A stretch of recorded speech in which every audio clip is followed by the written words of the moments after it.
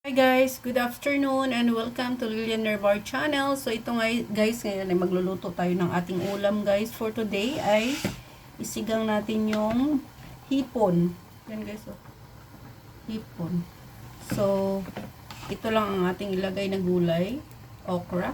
Kasi ako lang naman mag-isa kakain guys. So kumulo na guys, nilagyan ko po ito ng kamatis, sibuyas at saka luya.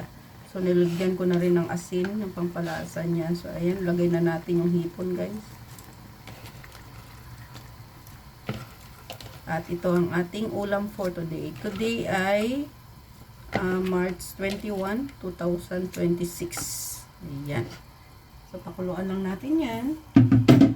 At ilagay na rin natin yung okra, guys, kasi mabilis lang maluto ang hipon. So, para sabay na silang maluto, guys, ng ating hipon.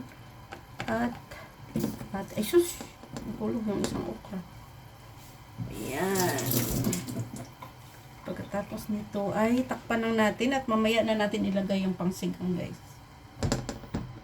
Ayan, see you later. At so ayan guys, tingnan na natin. Ayan, kumukulo-kulo na ang ating sinigang. Lagyan na natin guys ng sinigang mix. Ayan guys. Ayan. So, ito ang ating ulam for today. Ayan.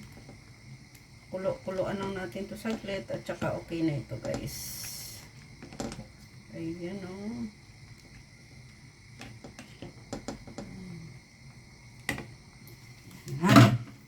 Ang ating sinigang na hipon with okra. Ayan ang ating ulam for today guys. Ayan, ayan, ayan. Ayan.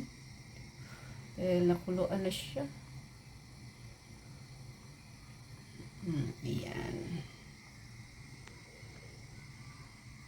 At ayan na nga guys, pinatay ko na ang apoy kasi luto na ang ating sinigang. Thank you so much for watching guys.